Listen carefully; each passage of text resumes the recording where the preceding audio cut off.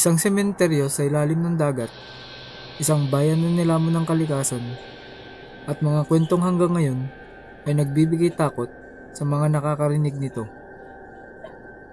Sa isla ng Camiguin, may isang lugar na tinatawag na Sun King Cemetery.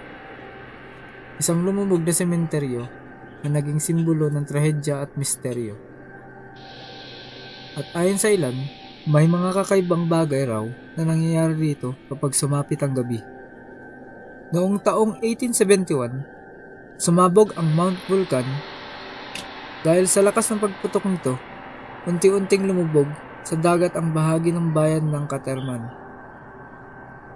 Kasamang nalunod ng tubig ang isang lumang sementeryo noong panahon ng Kastila. Sa pagdaan ng panahon, natabunan ito ng dagat hanggang sa tuluyan na lamang itong nawala sa ibabaw ng lupa.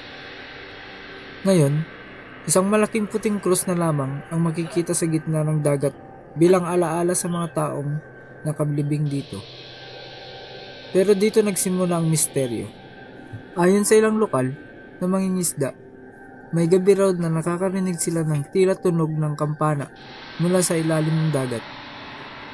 May ilang ding nagsasabing may mga aninong nakikita sa tubig kapag malinaw ang buwan.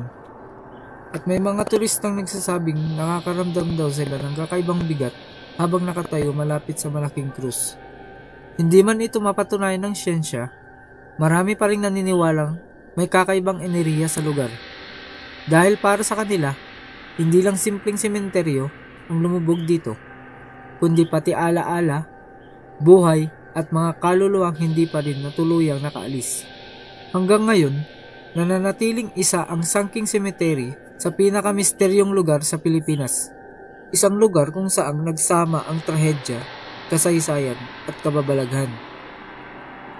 At sa tuwing gagalaw ang tahimik na alon ng dagat, may ilan pa rin naniniwalang may mga tinig mula sa ilalim nito. Kung gusto mo pa ng mas maraming kwentong misteryo at kababalaghan ng Pilipinas, huwag kalimutang mag-like at mag-subscribe. Dahil sa bawat lugar, may kwentong hindi kayang ipaliwanag ng katotohanan.